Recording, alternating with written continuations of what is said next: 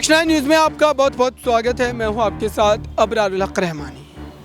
मनीष सिसोदिया को लेकर के जितने लंबे समय से इस बात की चर्चा चल रही है और ये कहा जा रहा है कि मनीष सिसोदिया को बिना सबूत के आधार पर, बिना किसी ठोस सबूत को पेश किए हुए जितने लंबे समय से उनको जेल की काल कोठरी में रखा गया, ये राजनीतिक रूप से एक अपराध के श्रेणी में आता है और जिसको लेकर के आम आदमी पार्टी कई बार ये दावे कर चुकी है कि वो देशव्यापी आंदोलन चलाएंगी और बीजेपी के उस मुखौटों को खोल करके रख देगी। क्योंकि अगर अब तक देखा जाए तो इस पूरे मामले पर बीजेपी ने कई तरीके से आम आदमी पार्टी को कहीं ना कहीं भ्रष्टाचारी पार्टी बताने की कोशिश की है। अब भ्रष्टाचार में क्या वाकई आम आदमी पार्टी संलिप्त है, क्या इसके पीछे कोई सही वैलिड रीजन है, ये देखना होगा। लेकिन आप उन तमाम मामलों को समझने से पहले यह खास रिपोर्ट एक बार जरूर देखिए। संजीव खन्ना की बेंच के द्वारा आज मनीष सिसोदिया को लेकर सुप्रीम कोर्ट में सुनवाई होनी थी। आज 12 अक्टूबर का समय है, लेकिन इसके बावजूद भी देखा जाए तो यहाँ पर सुनवाई शायद टाल दी जा रही है।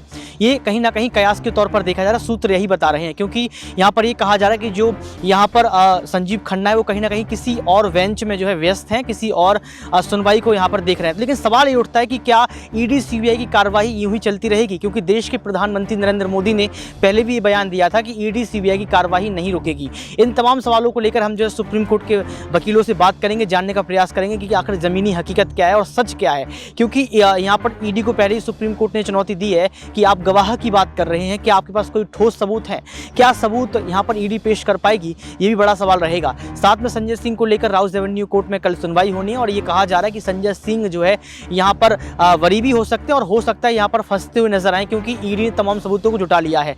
तो क्या संजय सिंह भी यहाँ पर अपनी याचिका को दायर करेंगे सुप्रीम कोर्ट में, ये भी सवाल रहेगा। साथ में भाजपा सरकार के दबाव में क्या ईडी रहेगी, ये भी तमाम सवाल रहेंगे। नमस्कार, आपके साथ मैं हूं ऋतिक सबिता, स्वागत है आपका नेक्स्ट 9 न्यूज। हमारे साथ अभी यहाँ पर राजन जी और विश्वजीत जी मौजूद हैं, उनसे जानने का प्रयास करेंगे कि आखिर क्यों लगातार ईडी पर सवाल खड़े हो रहे हैं, स्वतंत्र एजेंसियों पर सवाल खड़े हो रहे हैं। सर, आपका बहुत बहुत स्वागत। जी धन्यवाद। सर, आप कैसे देखते हैं, मनीष सिसोदिया को लेकर सुनवाई होनी थी, लेकिन अभी तक यहाँ पर देखा जाए समय निकलता चला जा रहा है, लेकिन यहाँ पर अभी तक कुछ पता नहीं चल पा रहा है कि सुनवाई होगी या नहीं होगी। सूत्र ये बता रहे हैं कि आज टाल दी जाएगी। हो सकता है किसी दूसरे बेंच में जो जस्टिस साहब हैं वो बिजी होंगे, इस वजह से ये टाला जा सकता है। लेकिन इस तरह का होना नहीं चाहिए। अगर इस तरह का ये बहुत ही इम्पोर्टेंट इश्यूज़ है, मैटर है, अगर आप इसको टालेंगे तो ये तो गलत संदेश जाता है ना, जनता के बीच भी गलत संदेश जा रहा है, देश में भी गलत संदेश जा रहा है एक तरफ। तो क्योंकि ये मैटर ऐसा कॉम्प्लिकेटेड हो गया है, अगर आप ईडी सीबीआई बिना किसी कारण से, बिना गलत तरीके से केस करके मनीष सिसोदिया को जेल में रखती है, फिर सुप्रीम कोर्ट के जज ईडी या सीबीआई को फटकार लगाते हैं, उसके बाद फिर वो सुनवाई में जो आज की डेट थी वो अगर नहीं होगी तो इससे तो गलत संदेश ही जाएगा ना जनता। दबाव हो सकता है या फिर कुछ में भी इंटरनल हो सकता है, इसमें कोई कहा नहीं जा सकता है ये चीज़।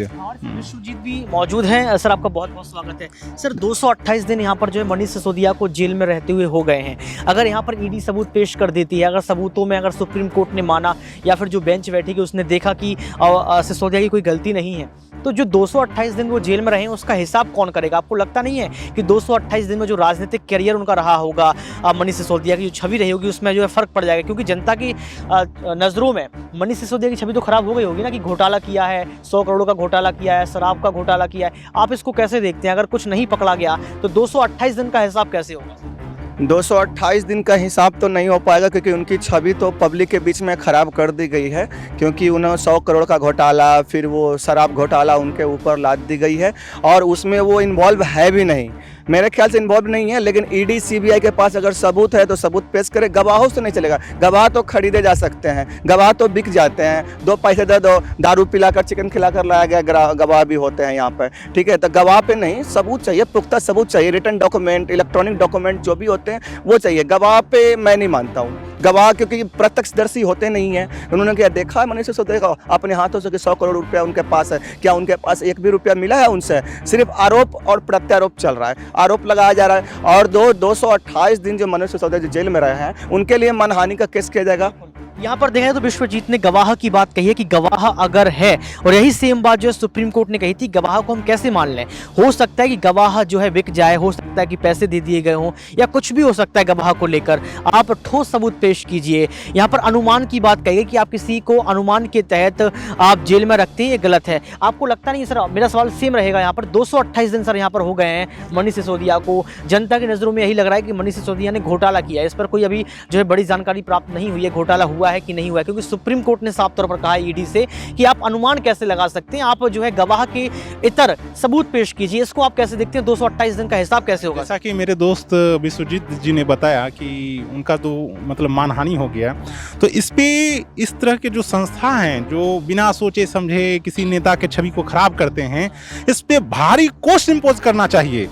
कुछ ऐसा लॉज हो, क्योंकि ये तो गलत करते रहेंगे ना, किसी भी आप राजनीतिक जीवन को तो बर्बाद कर दीजिएगा। इसका सीबीआई का डायरेक्टर और ईडी का जो डायरेक्टर है, कम से कम इसको 200 से 300 करोड़ इस पे इम्पोज करना चाहिए कॉस्ट, क्योंकि उनका तो आप लाइफ बर्बाद कर दिए ना। आपका क्या जाएगा? आप तो सर्विस कर रहे हैं, वो तो नेता पब्लिक लाइफ में, वो तो वोट मांगने जाएंगे। नुकसान किनका हुआ? मनीष सिसोदिया का हुआ ना, तो उसका भरपाई भी इसी लोगों से करना चाहिए, क्योंकि ये लोग बिना सोचे समझे सरकार के दबाव में, क्योंकि सरकार के तो एक तरह से पपेट हैं, ये दोनों संस्था पपेट है सरकार की।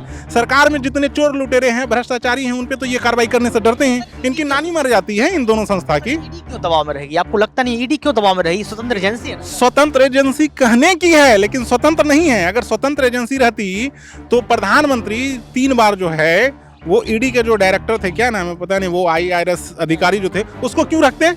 कुछ ना कुछ तो घोटालाबाजी ये दोनों मिलकर कर रहा होगा, प्रधानमंत्री और ईडी का डायरेक्टर। आपको लगता है विश्वजीत जी प्रधानमंत्री क्यों घोटाले करेंगे? प्रधानमंत्री क्यों इस तरीके के? प्रधानमंत्री देश के प्रधानमंत्री हैं, सबको उनको पसंद करते हैं, और ईडी क्यों दबाव में रहेगी?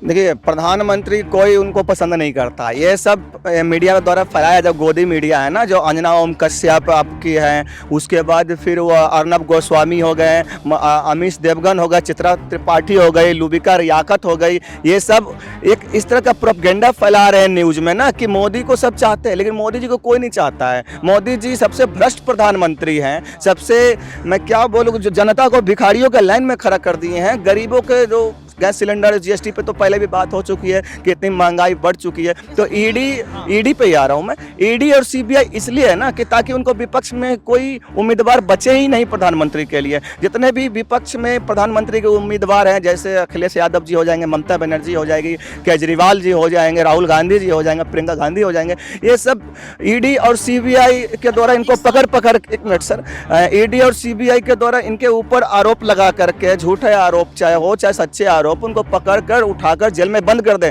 और जेल में बंद करने के बाद इनके सामने कोई विकल्प ही नहीं बचेगा प्रधानमंत्री के लिए। तो इस कारण से ईडी और CBI दबाव में है। सवाल मेरा ये रहेगा, कल अरविंद केजरीवाल का बयान आता है। अरविंद केजरीवाल साफ तौर पर ये कहते हैं कि आम आदमी पार्टी को कुचलने का काम किया जा रहा है, आम आदमी पार्टी से भाजपा डर गई है। अगर आम आदमी पार्टी को कुचलने का काम किया जाता तो आपको लगता है कि दिल्ली में सरकार बनती आम आदमी पार्टी की? आपको लगता है ये झूठा आरोप केजरीवाल लगा रहा है? नहीं, केजरीवाल बिल्कुल झूठा आरोप नहीं लगा रहे हैं। आम आदमी पार्टी को नहीं, उसके साथ साथ कांग्रेस को भी कुचला जा रहा है। कांग्रेस के राहुल गांधी पे आरोप लगा दिए उन्होंने, उसके बाद राहुल गांधी पे फ्लाइंग किस का झूठा आरोप लगाया गया है, उनकी सदस्यता फिर से रद्द करके उसको जेल में भेजने की आपने बात की। मैं यहाँ पर जो है राजन जी से पूछ लेता हूँ, सर फ्लाइंग किस की बात ये कर रहे हैं? फ्लाइंग सिंह किस की होगी ना राहुल गांधी ने, भाजपा से थोड़ी ना आरोप लगाते हैं। फ्लाइंग किस स्मृति ईरानी को तो राहुल गांधी जी नहीं किए थे, ये तो प्रत्यक्ष है, मैंने भी देखा। स्मृति ईरानी को क्यों करेंगे फ्लाइंग किस?